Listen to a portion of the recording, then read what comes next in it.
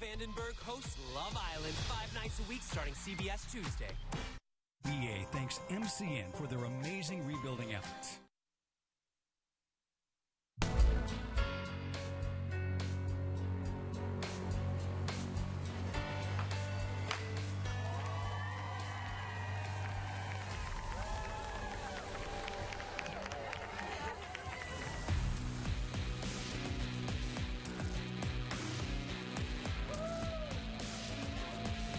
The fierce challenge of Mount Marathon brings athletes of all ages together in the wilds of Alaska in pursuit of a single quest, finding the finish line.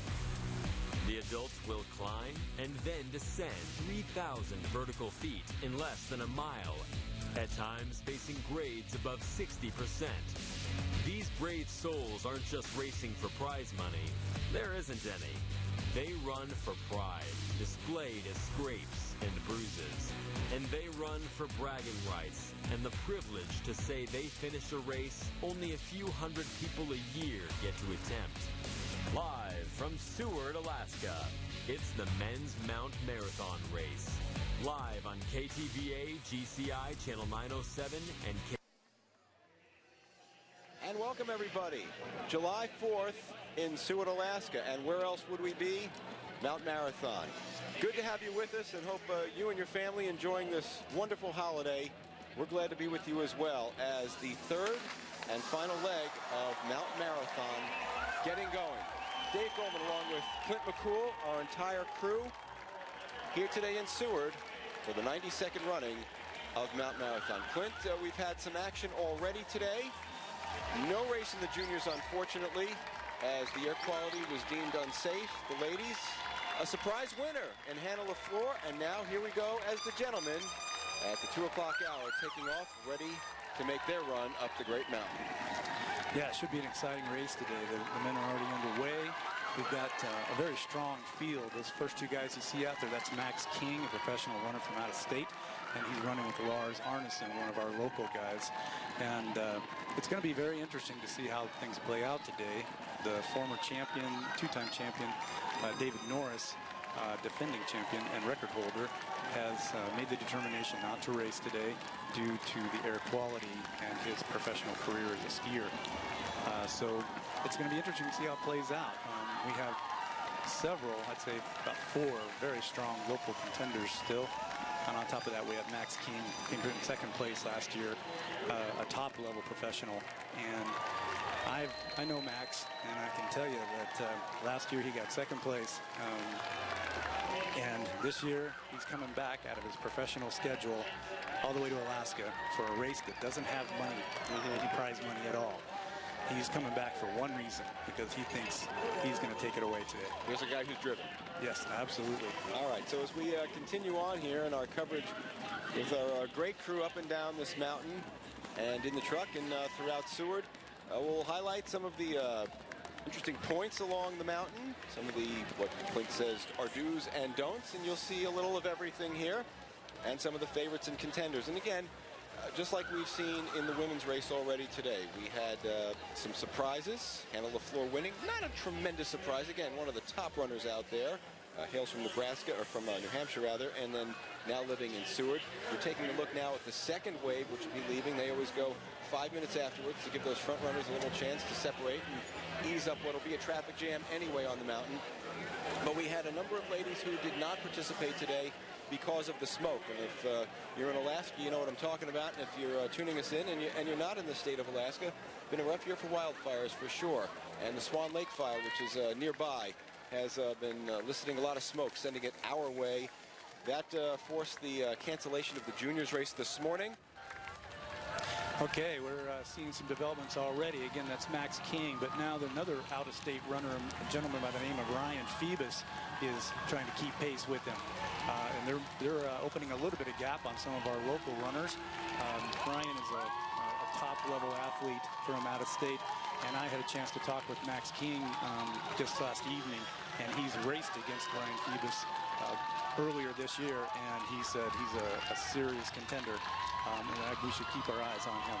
A long-distance guy, but he can run the short stuff, too. Yep, he's a talented all-around runner. He does focus more on long-distance stuff as a general rule, but Max told me last night that he's definitely the real deal. Yeah, he's got a 50K and some of those on his resume as well, so you say. Knows what to do. And this is a different story, though. Again, the smoke has been a big story today, although it's a little bit less now this afternoon than what it was this morning, although it wouldn't have made a difference. So what, 147 was the number you had at 1 o'clock, and you need to beat 100. That's what obviously took care of the juniors race today, this morning. They did not want to do that, but really had no choice. The officials didn't, and so a few of them, the juniors, went up the mountain for just a nice little Thursday morning, July 4th stroll. Came back down just to get the feel for it. And the ladies, we saw Hannah LaFleur win. We know this much. It's hot today, and so with that, usually goes hand in hand. Unlikely to see records. Did not see a record with the women today, and not likely that we'll see a record today with the men as well, because there still is smoke, and the heat has been pretty extreme.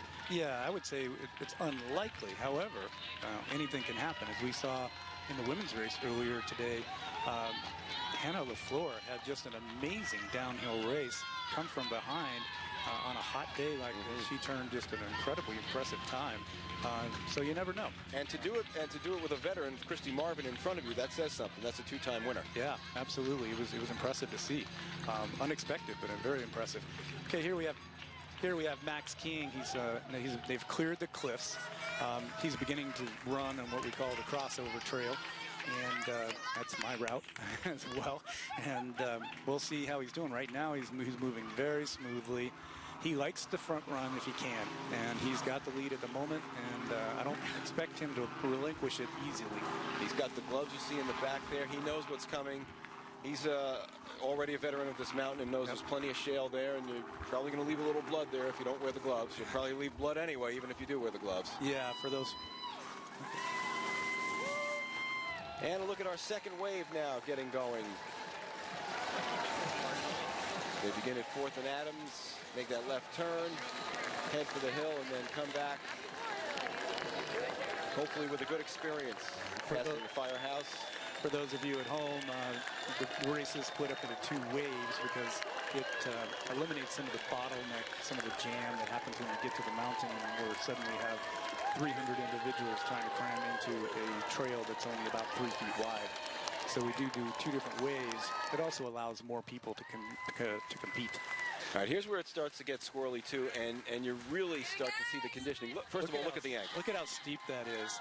That's Lars Arneson and Luke Yeager, 2 of our local guys that I expect to be some of the top for our local runners. And you can see how hard they're working already. We are only 6 minutes into this race, and they've worked up a sweat already. Wasn't long ago that Luke was in the juniors, and now look at him. Yeah, I think he's 20 now. Right there we have Ryan Phoebus, the out-of-state runner that was running with Max just a few minutes ago. He's dropped back some, and that's due to his inexperience with the mountain. Eric Strabel, a multiple winner here at Mount Marathon, and you can never count out Strabel. He's super strong, and he's got the fastest downhill on the mountain. Adam Jensen, a top 5 finisher last year. Matt Shyrock right behind him, and those are also ones that I think are certainly going to be in our top 10 when it's all said and done. Some with baseball caps, some with not. Did you wear one? Never. We got to see the hair. Yeah, just wasn't my style. But some of the individuals, obviously, you can see. Speaking of fashion and wardrobe, if you haven't noticed already, there's a preponderance of pink shorts out there. This is a salute to one of our local heroes in the race, if you will, Fred Moore. He's 79 years old, and he is completing his 50th consecutive Mount Marathon today. This is Christopher Kirk. He's actually wearing a mic for us here today, so you'll be able to hear what the racers are hearing. Craig Taylor with the Mohawk. We had all kinds of characters out here today. He's a buddy of mine, and he's excited to be here. So glad you're with us as well for the 92nd running of Mount Marathon here on KTVA and all of our platforms. Terrific day for sure. Disappointed that the juniors did not get to run today. The decision made earlier this morning. And then the ladies running, the health, the air quality, not where it should be. And so they made the call. It has improved, though, and hopefully that will help the betterment of these runners as well. Yeah, absolutely. The air is significantly better. There's Brad Benter, another local guy. The air is considerably better than it was earlier. That being said, it's still a little on the hazy side, and it's still going to have some effect on these racers, but it has improved. Unfortunately, the temperature's also gone up. As the air quality has gone down, or excuse me, improved, the temperatures also rose a couple, 3 degrees, and the gentlemen here are going to have to deal with that. So getting a good look here on the routes. John Thane is chasing them down. And in some cases, letting them come to you. That's usually the easier way to do it, although he can get up and yeah, John's in good shape. He was running right behind Max King there and staying up with him. And another good look at that second wave coming to the hill and getting ready for what you saw that first group taking on right now. Yeah, for you folks at home, if you don't know, if you're new to this, you'll notice that the racers are going 2 different directions. That's because there's 2 primary routes to get up onto the mountain. There's what we call the routes, and then there's what we call the cliff. And racers will practice both ways, and they'll decide which ones they like better. And that's why you'll see them right now. There's some kind of heading into the trees. That's the route route. And there's some kind of swinging wide, and they're going up the cliff. At the top of the cliff, the 2 routes converge. But one of the interesting things about this mountain is there's no set route. So along that mountain, there are braids.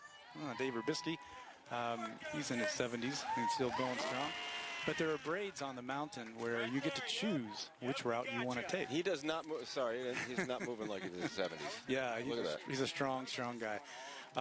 But when it comes to route finding on this mountain, it's one of the most interesting things about Mount Marathon is there's only 2 rules. You got to start at the bottom at the start line. You got to climb the mountain, go around a rock, and come back down and finish at the saloon. That's a perfect. You see how braided that course was that they just showed us, and which one you take is entirely up to you. You can find your own secret route if you want to. There's the Birdman, one of the colorful characters of Mount Marathon. You saw the movie. A lot of characters here today. Birdman is definitely one of them. But the tricky thing about this mountain is that you're rewarded by coming down and practicing and finding your own route. So veteran racers will come down and spend dozens and dozens of times going up and down the mountain to familiarize yourself with the routes and to create a sense of confidence. And when you know your route, when you know your steps, that's what you want. You never want to come to a section of the mountain and be like, which way do I go? If you do that, you lose time rapidly. So racers will do this dozens and dozens of times. And when I was racing, I would do 30 to 50 times before the race. Speaking of Mr. Fred Moore right there. And we heard that Fred might do a little fashion switch. While everyone's got the pink, he's got the lime green. That's just like him to try to be a little different. Of course he is. Step out for our first break as the great one goes into the brush. Just underway for the men's race, Mount Marathon, here in Seward, July 4th. Coming right back. This presentation of the 92nd running of Mount Marathon is sponsored by Mat-Su Regional Medical Center.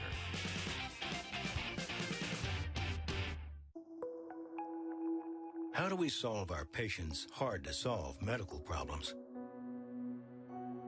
Our doctors and specialists collaborate, sharing their vast knowledge and Mayo Clinic's unique expertise. It's this working together that helps solve our patients' hard-to-solve medical problems. Mat-Su Regional Medical Center, proud member of the Mayo Clinic Care Network. When Matt Tomter and Kevin Burton decided to open Matanuska Brewing Company, they went straight to the Agricultural Center of Alaska. They built their brewery on what was once a Matanuska-made dairy campus. Come enjoy the good life of Matanuska Brewing Company at our flagship brew pub restaurants. Stop by any Matanuska Brewery location and grab a growler to go. Come in and catch the game or check out Alaska's hottest bands. Whether you pick up a six-pack at your favorite store or visit us at any of our locations, we want to thank you for enjoying our beer.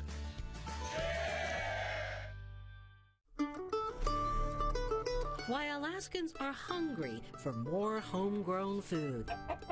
Whether it's straight from the garden, they're kind of huge, the greenhouse, sure smells good, all the basil, local markets, 9 1/4, or on the menu. It's fun to be creative. Why people just can't get enough of the taste of Alaska. Sunday on Frontiers on KTVA, the voice of Alaska.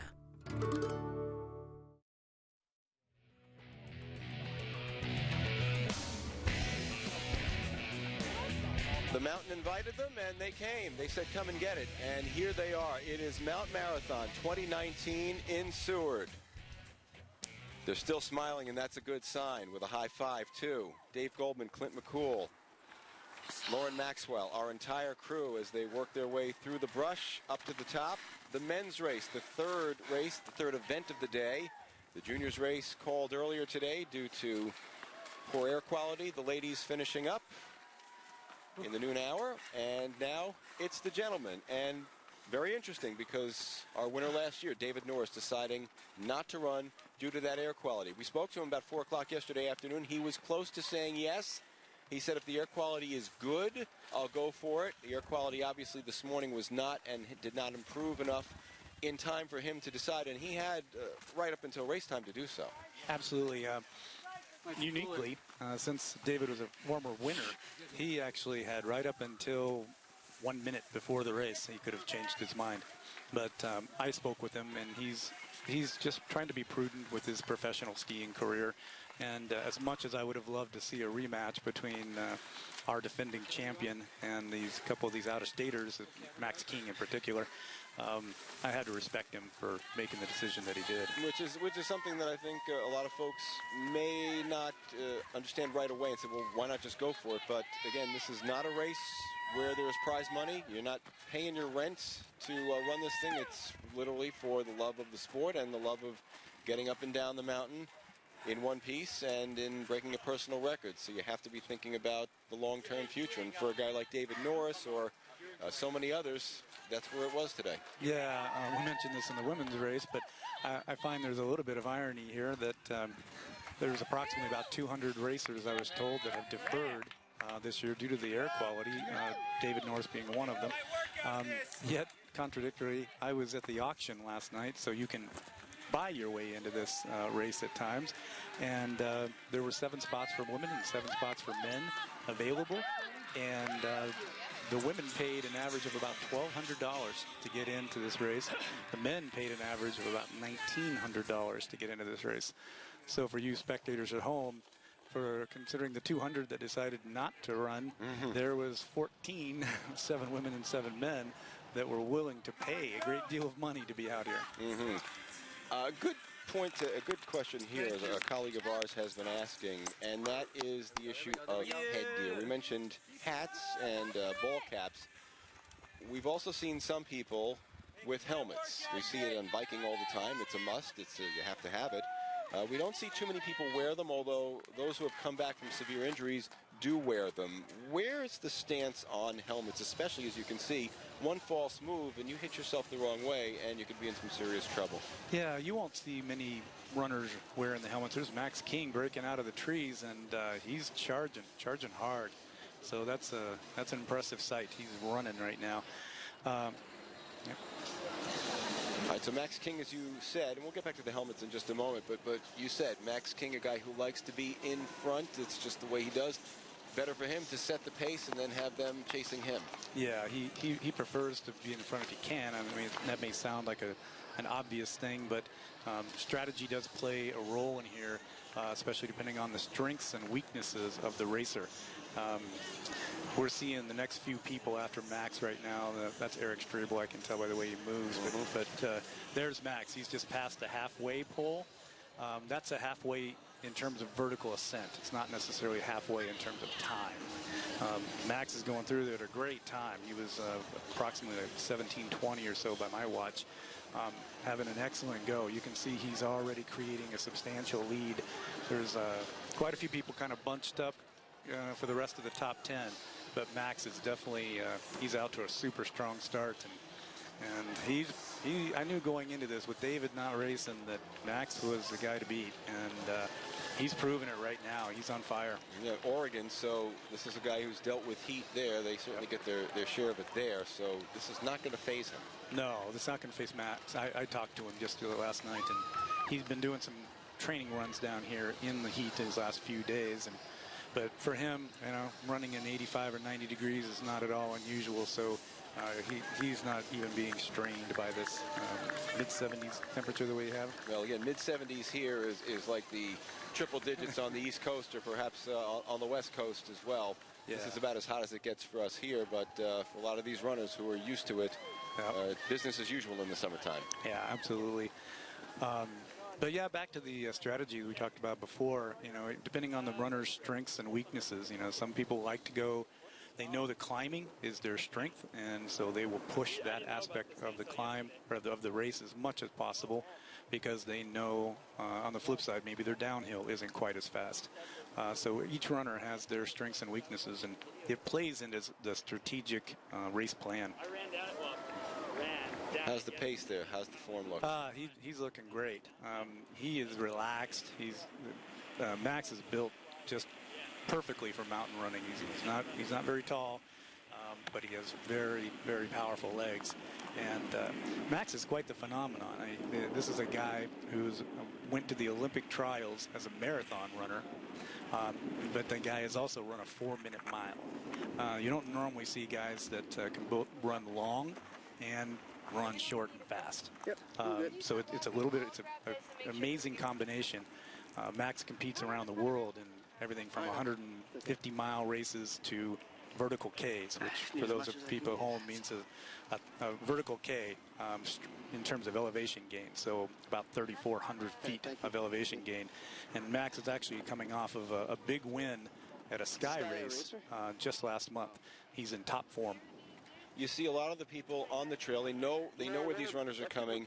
The water and just a little dump and a little dunk right on there, and that's just all part of the whole spirit here. It's unofficial. It's not in the rule books. It's not expected. It's just something that's done. Yeah, there's a tremendous support in the community. Back there in the background, we're seeing Eric Strabel, and he's looking strong to me right now as well.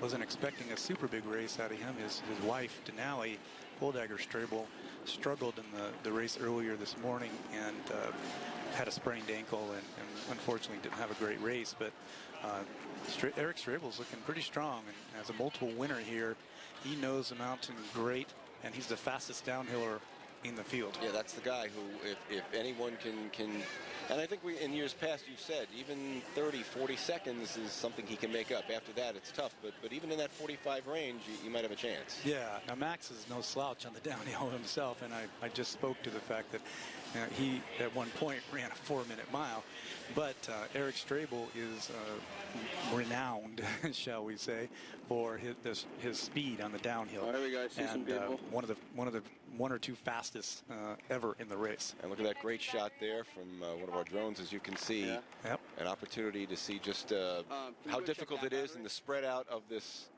terrific Mount Marathon course, which again is no official course. Yep. That's a great shot right there for you folks at home to see just how rugged this mountain is. There are lots of places on the mountain race course where there really isn't even a trail.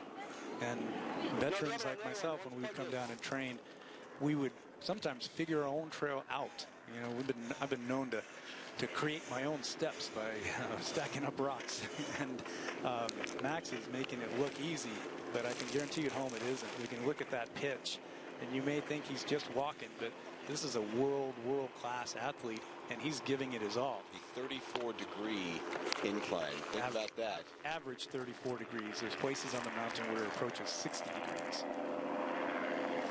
Yeah, Max. Extraordinary. Yeah, Max is really pushing it. He just continues to gap the field. I don't see anybody gaining on him at all at this point. You had a feeling this was the guy to beat. Now, again, we saw in the opener today where Christy Marvin looked very, very strong, and Hannah LaFleur came back right after the top and then took it away from her, and there she was. But again, Max King's a guy as well who, once he gets that lead, look out, because he's a good front runner. Yeah, again, I already said it, but Max, again, is a professional, and he came to Alaska for a race that has no prize money, because last year he got second. He must have known something. And that didn't sit well with him. There's Lars Arneson, one of the top local guys, and again, Strabel's hanging right behind him, which is a little bit surprising. Strabel's looking strong. There have been years where Eric came in, expected to be right there, and came back. This is a year where he came in under the cover a little bit more, and look at the run he's having. In our races so far this season, Eric hasn't had his standout race yet this year, but maybe it's today. Maybe he's looking for a little redemption after his wife unfortunately didn't quite have the race that she was hoping for today due to injuring herself. Another great shot of Max King there, and you can see that he is he's increasing the gap. But ladies and gentlemen, look at home on that shot where you can see how varied the trail is. You see multiple trails, and you're allowed to go wherever you think is going to be fastest. And you'll see racers going in various different directions. I used to spend hours and hours finding my own particular little way because I felt like it gave me a small advantage. And even these runners in top shape, listen to them work hard. Let's have a look. Oh, yeah. And the other night took a run up there, and there was a breeze. It was windy, and it actually at one point got cold.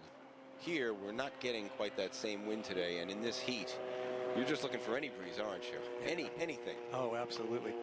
There's Alan Spangler going by us right now. He's an amazing long distance. Eric Johnson as well. And there's Matt Shyrock, as we mentioned earlier. He was a top 10 finisher last year. Eric Johnson's also finished high in this race, too. Yeah, Eric Johnson had a win here just a few years ago. And there's Strabel, and he's getting into that little run, which I'm impressed to see. That's if you can run in some of these pitches, it'll behoove you. But it's not easy to do, I can tell you from first-hand experience. And there's what you're referring to before. Yeah, you can see from that camera angle just how many different trails there are, and you can be left, you can be right. Ladies and gentlemen, you're also allowed to cut off all those little corners, all those switchbacks you see. You're allowed to cut them all off. But the rule, I mean, the general rule on Mount Marathon, when you're in this section of the mountain, straight line is good, solid footing is better. So that's why you'll sometimes see the people on the trail, even though it seems like it'd be shorter to cut those corners off, the rock is very loose. So once you get off into the loose rock, you can actually expend a great deal of energy and not make much progress. It's like trying to run in gravel. And now you can see, and a good shot here, but in years past, to give you an idea of the background, if you've tuned in with us before, that's a blue, that's an aqua blue behind them, and it's not that way today with an air quality of 147, which is a lot higher than it should be. Optimum would be around 100, and we're higher than that today. But these runners who are able to deal with the heat are now dealing with the smoke, and that does play in, and to some more than others, depending on perhaps where they come from. But of course, let's keep in mind too that in other parts of the country and the world, they will run races with poor air, poor pollution. Beijing, for instance, New Delhi have run marathons with just awful smog. People running actually with masks on. Yeah, that's absolutely true. We've had a little change in the action there. Eric Strabel has now passed Lars Arneson to go into second place. That's a strong move in this particular point in the race. Again, there's Max King, and you can see just the gap that he's put on them. But he's looking over his shoulder because he knows that Eric is a tremendous downhiller. So he's not going to take anything for granted. Max is quite accomplished downhiller himself, but when you're going up against the guy who's got the record for the downhill, you always have to keep your eyes on him. And you can see the way the shoes were, and then he's got some support around the ankles, and a little further higher up, he knows that you're still going to get nicked up on the shale. There it is. You can see mid-shin. Yep. Yeah, he's got some little guards to keep the gravel out of your shoes. You'll see a few runners do that. Not all of us, but Max likes to do it. If we ever get a shot of Eric Strabel's feet, you'll notice that he wears ankle braces on both of his feet, ultra lightweight racing braces. And here you really have to earn it, this little extra bit before you get up to the top. Yeah, too. you know, Max is just looking remarkably strong. To be running in that section is really impressive. What kind of training does it take to be able to do this on race day? Doing this a lot, over and over again, and pushing yourself until you taste copper in the back of your throat, and you start to get tunnel vision, and then you keep on going. Another of the great shots, as you can see, lots of ways to get up this mountain and lots to get down there. Yeah, absolutely. Hopefully on 2 feet, though. Yeah, knowledge of the mountain means a great deal because there is no specified line that you have to maintain. Every little place where you can save a step. Yep, there's Strabel's feet. If you can look closely, you'll see the ankle guards. They're not ankle guards, they're ankle braces. Eric does that for a particular reason. There's another reason why he's the fastest downhill guy, because he hits the ground so hard. He's got very powerful legs, and he hits the ground so hard that he just kicks up rocks. And for him, the extra trade-off of having a little more weight on his feet in terms of the weight of the brace is a trade-off he's willing to make, because it allows him to run downhill harder with more confidence that he's not going to roll an ankle. So that's what the braces are for. Not everybody does it. In fact, you'll see that Max doesn't. But Strabel, I talked to him many times about it. He's convinced that it absolutely is worth the trade-off for a little extra weight in order to have that ability to run down with no fear of rolling your ankle.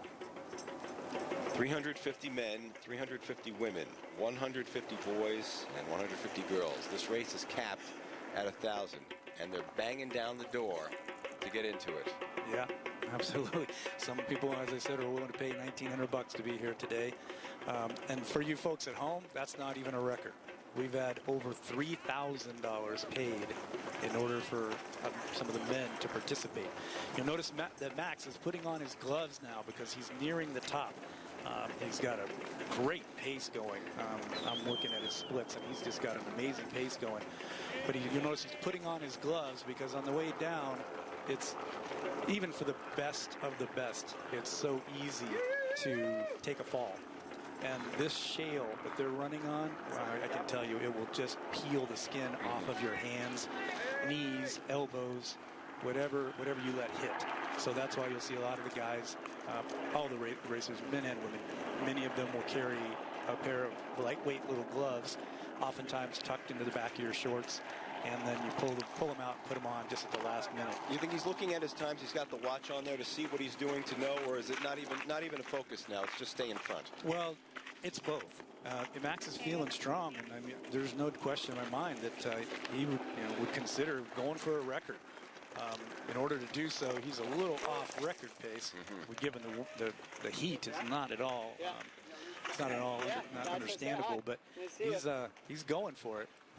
Again, he doesn't want to take any chances that Strabel might be close enough to strike back at him. So win priority number 1, record priority number 2. Yeah, I'm looking at his splits right now. It's okay. And this will give you a good idea of the lead that he's opened up and what he'll have to protect on the way down.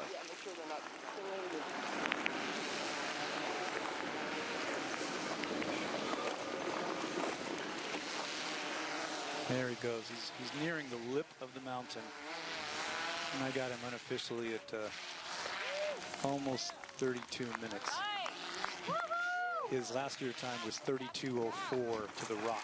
Which means he'll really need to motor downhill to get it. Yeah, he's going to be just a little slower than he was last year on this split, but he's got a huge lead that should be, you should say should, because anything can happen on this hill on the way down. It's so easy to roll an ankle,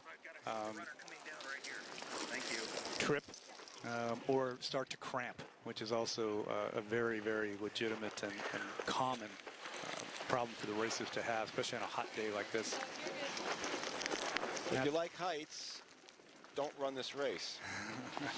There you go. You can see him now going down through the shale, and It's not as easy as it looks. That's that's a twisted ankle just waiting to happen. And Max is making it look pretty easy. That's a controlled fall, as you like to say, huh? It's a controlled fall. He even navigated, there was a spot there earlier that we saw the first two women crashed in the same spot. Max just made it through clean. Someone's behind him, too, with a camera. I don't know who that is. That's not our good friend John Thompson from Daybreak, I don't think. It's somebody just like him. I'd be pretty sure that that's Max Maroney, who's done a documentary film on this race before. And there he goes. Yep. He's moving. He's moving really well. The rock right there right now is super chunky. It's what we call chunky. Okay, there's Eric Strabel approaching the top of the mountain with Lars Arneson right behind him. This could play out to be something interesting. Now, again, Eric is the faster downhiller typically, but Lars is no slouch. And when they hit the road, then they still have to battle for another 0.7 miles on the road. That's true. And King is moving right now and is showing no signs of fatigue or wear. No, he's not. But Strabel is going around the rock at about 33:50 by my clock, more or less. And that's a really strong time for him. You'll notice that he stopped long enough to grab a cup of water and pour it over his head. That's to give him a moment to clear his head and to get his awareness about him, because you want a clear head when you're coming down, even for just a second, just to throw some cool water over yourself, because you need to have quick feet. On the way up, you've been using certain muscle groups. Now all of a sudden you got to look at how fast his feet have to go in order to keep him moving and not take a tumble. Planned trail for him, planned trek here the way he's going down? Yeah, I don't sure that was actually a good choice on him and Lars's part, but each racer has to find their own way. You saw Max taking a different line that, from my scouting reports, was the faster one. But, never going to second guess Eric Strabel. Right. He knows this mountain and he knows what's fastest for him.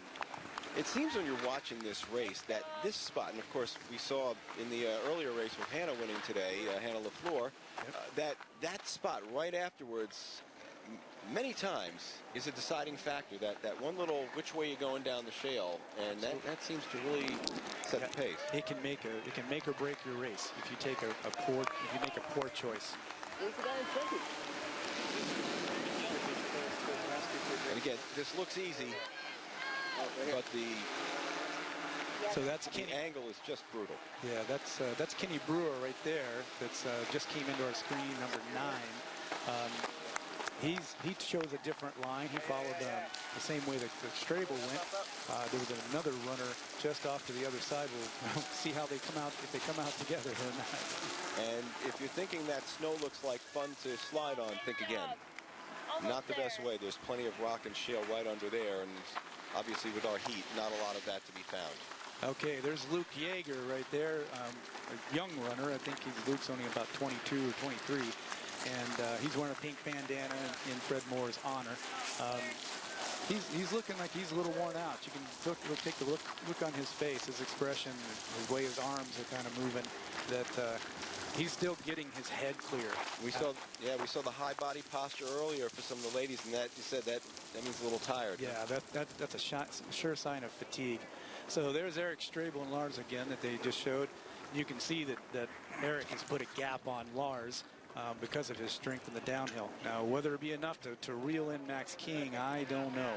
And again, when Max hits the road, that 4-minute mile speed of his comes into play. Yeah, that's the thing. You think, well, where is the weakness with a guy like Max King? He was strong up, he's strong on this downhill, and then you get him on the road, and there are a few guys who are going to be as good as him there. Absolutely. Max is the complete package. Last year when he was racing against David Norris was able to maintain the win. There's Matt Shyrock navigating that really difficult spot. That's where we saw some of the ladies going down earlier today. But the thing about Max King is he's got the complete package. He's got this uphill strength, he's got this road speed, and he's got the experience.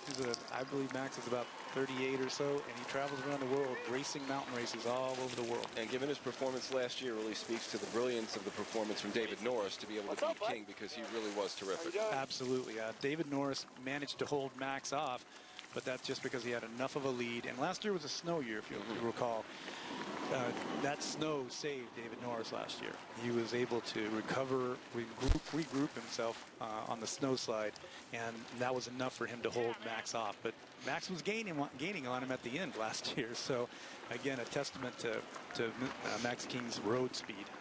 The oldest mountain race in the United States. You're watching it right now, folks, and we're glad to have you with us here on KTVA and all of our platforms, wherever you are in the state of Alaska, the United States, or around the world. Dave Goldman along with Clint McCool, Lauren Maxwell, our producer and director, Shirley Young, Jim Philly keeping us on the air, and the entire crew up and down this mountain.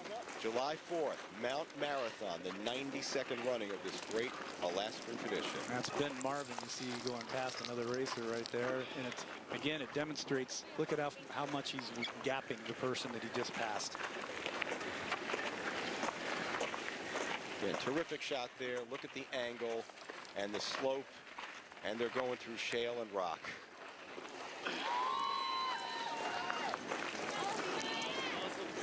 All right. Yep, there's Max King. He's just getting down to the bottom of the section we call the gut. So he just ran down through a creek with running water.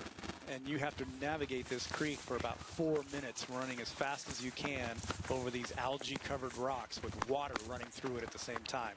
So he's just about to hit the cliff, the top of the cliff, and he'll make his descent from there, and he'll be on the road in just a matter of probably about 30 seconds.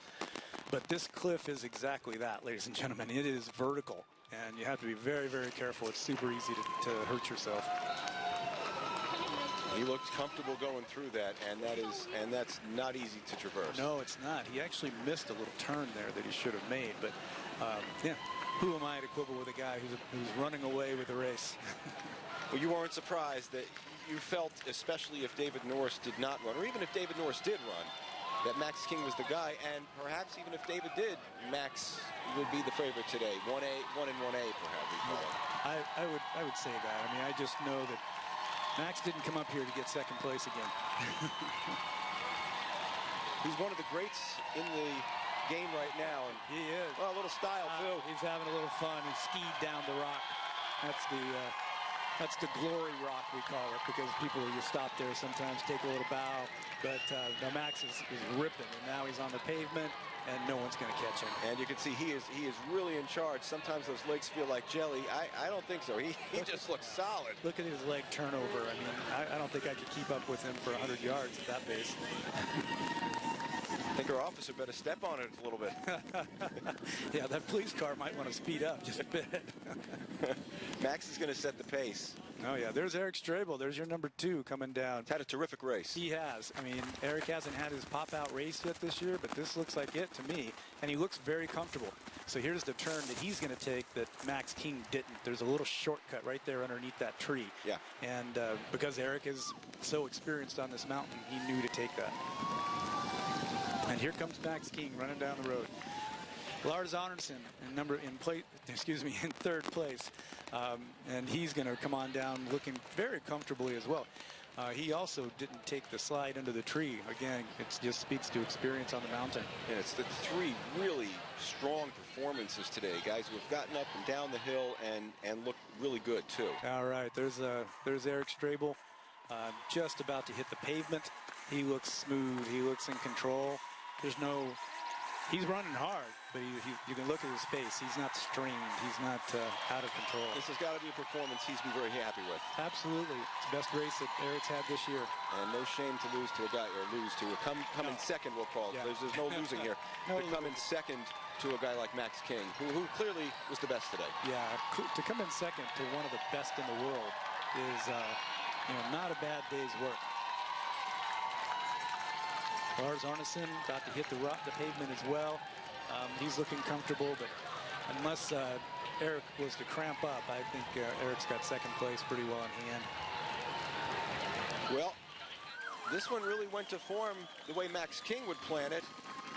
Wanted to get out in front and stay there. Absolutely. And he's going to be a wire-to-wire guy. Absolutely.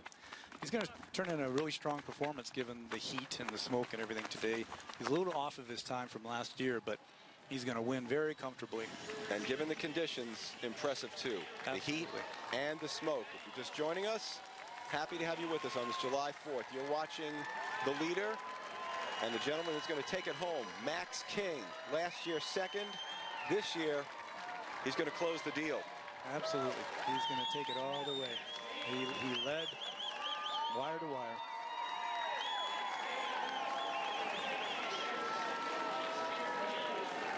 I know David Norris will be the first one to congratulate him, but I also know David well enough to know that he can see himself out on that road with him right now. And it was a tough decision for him to make, but you know, at the end of the day, you got to do what's best for you. Which is the interesting point, because this is what Max does for a living. David is hoping to do some other things for a living.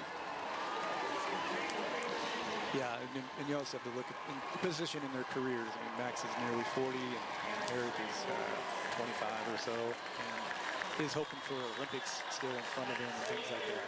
All right. In 2019, Max is king. Very much so, and he looks good.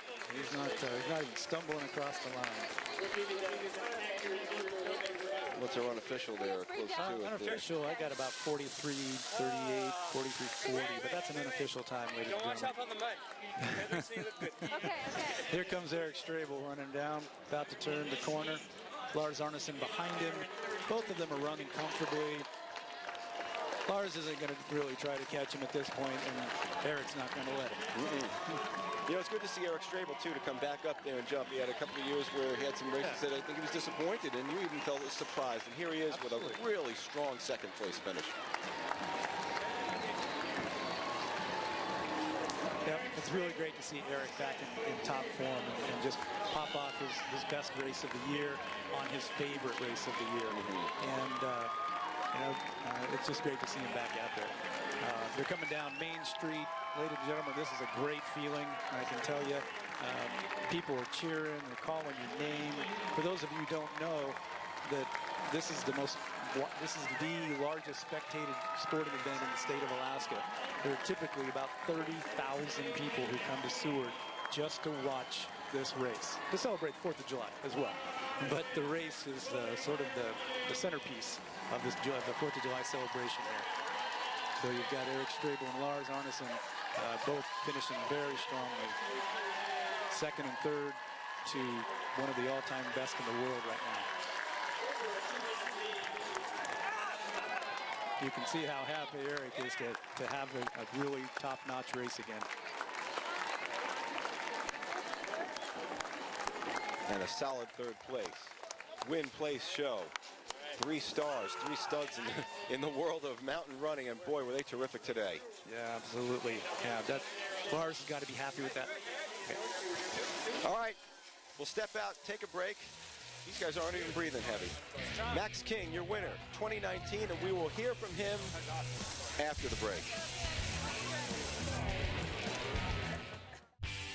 This presentation of the 92nd running of Mount Marathon is sponsored by Rebound Sports and Orthopedic Physical Therapy.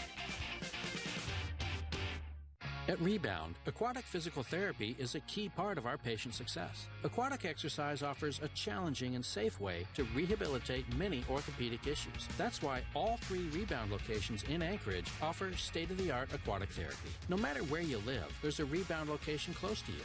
Whether you're recovering from an injury or a surgery, choose the experts at Rebound Sports and Orthopedic Physical Therapy to help you get back in the game faster and stronger. We need smart young Alaskans to stay in this state, and the proposed cuts to the University of Alaska system make us feel unstable and unwanted and like we're not valuable to this state. If you want more people like me, who are very hard workers and intend on making a difference in this state, then you should keep funding the UA system. There have been studies, 80% of kids who go out of state for their education don't come back. Call your legislator and ask them to overturn the governor's 41% cut to the University of Alaska. Alaska is our home, living in the last frontier. You need the right machine if you're gonna get around up here. Don't follow me, you won't make it. I'm going where no one's been, through mud, lake, swamp, and snow. And when I'm forced to stop, it's for lunch. Get the new Aurora and maybe you can find me. All seasons Argo. Go anywhere.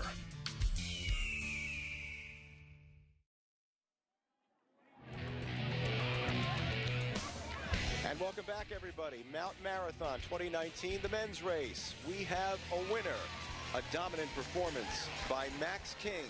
Last year, second.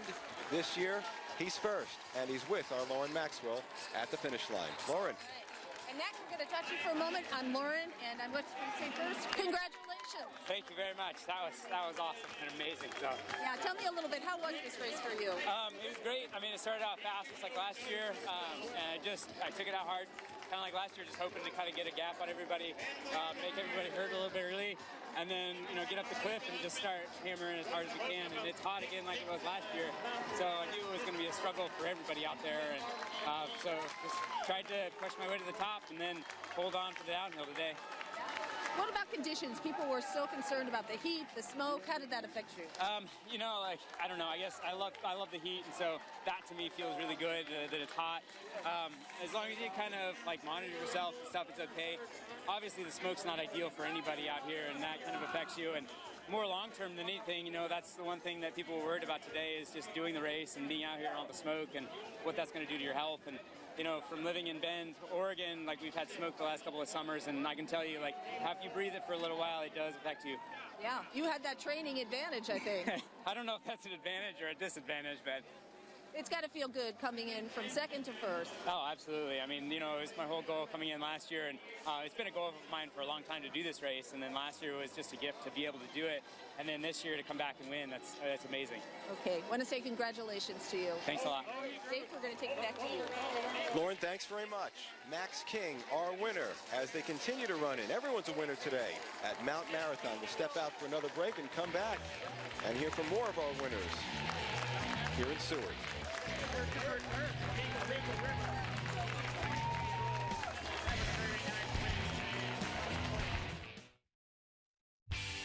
This presentation of the 92nd running of Mount Marathon is sponsored by Arctic Orthopedics. It was a great summer season in Alaska. You did some of this, a little of that, a lot of this. And yes, your friends even talked you into doing this. And you got hurt. Well, guess what? It's not over. It's the beginning of recovery season. At Arctic Orthopedics, we offer minimally invasive outpatient day surgery for your bone and joint pain, helping you recover before the next season. Arctic Orthopedics, getting Alaskans moving again. How do we solve our patients' hard-to-solve medical problems? Our doctors and specialists collaborate,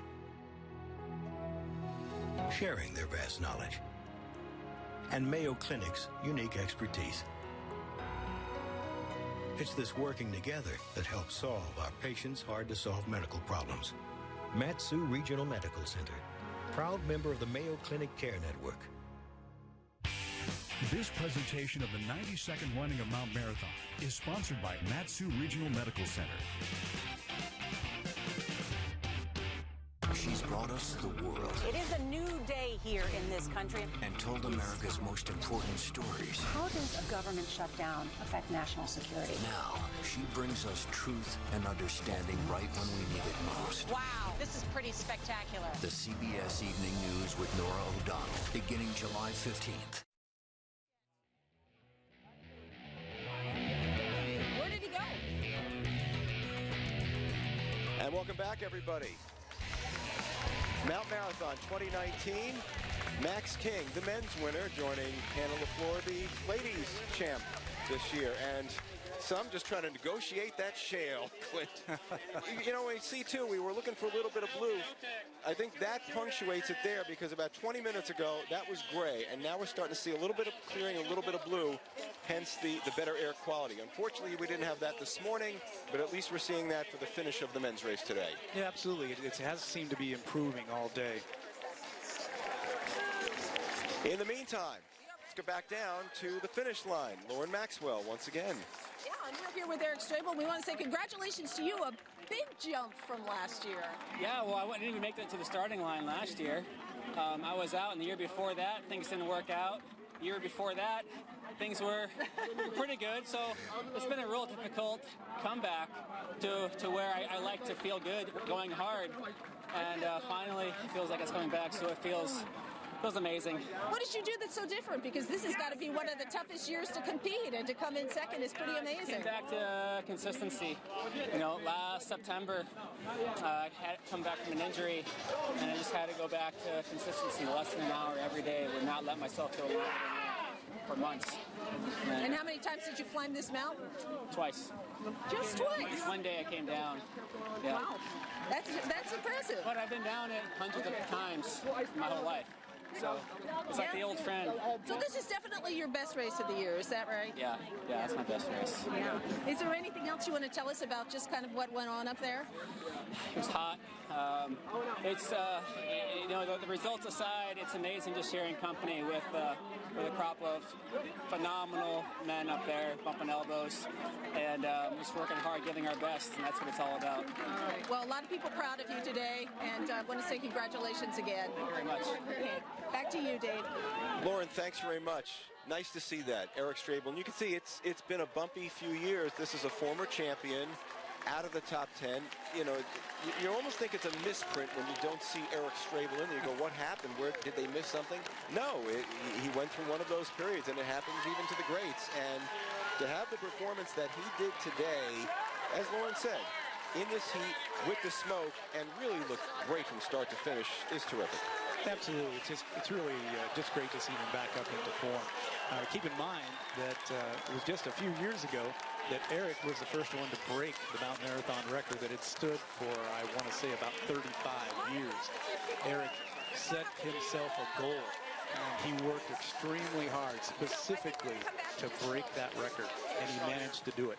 And it wasn't until a guy by the name of Killian Jornet, who was the #1 ranked mountain runner in the world, came to Seward and was able to break Strable's record.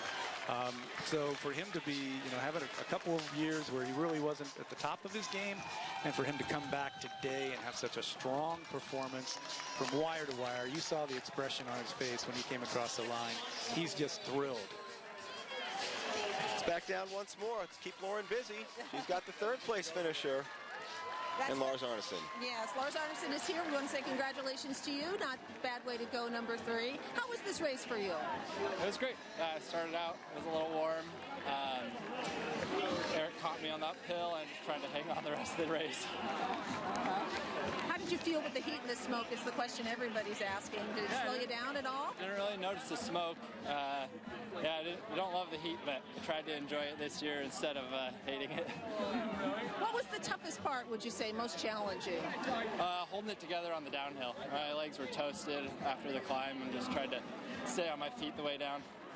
And we heard there were some pretty bad sort of dust storms being kicked up by everybody. Did you come into any of that?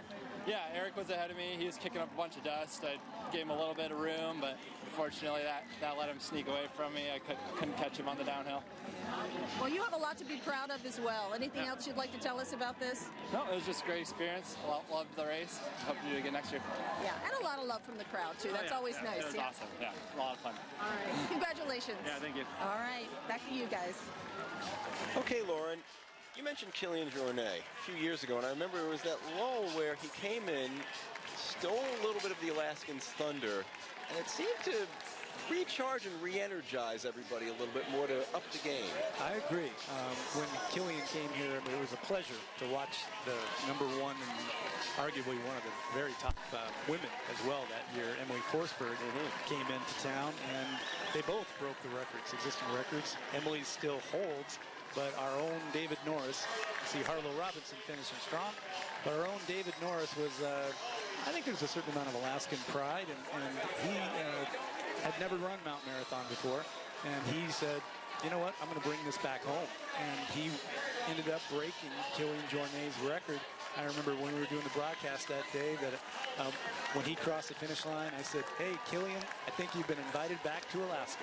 And today it wasn't Killian, but it was Max King. And I'm sure out there somewhere Killian is watching this. Killian, come back. Got some Alaskans who want to race with you again. Enjoyed it once again, partner. Thank you. Oh, thank you. It was a great time. So that's going to do it. Mount Marathon 2019. it's a wrap. Glad you're with us on this July 4th as Max King wins it. Hannah LaFleur takes the women's race. And for the entire crew, up and down the mountain, in the trees, in the bushes, the shale, you name it, in town. Our producer director, Shirley Young, Jim Philly, our engineer, Lauren Maxwell at the finish line. My partner, Clinton McCool. I'm Dave Goldman. Thank you for joining us, everyone. Happy July 4th. Happy from Seward. Happy Independence Day, everyone.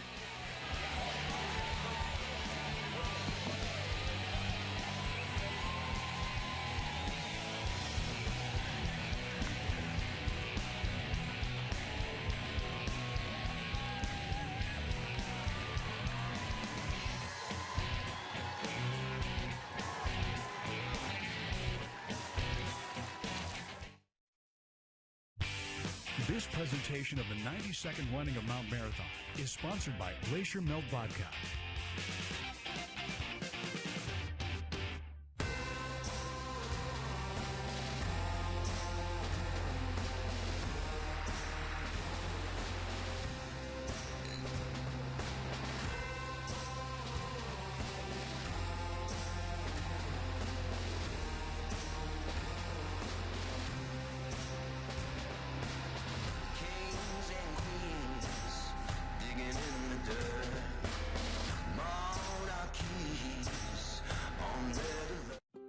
At Rebound, we know that after an injury, your goal is to get back to doing what you love.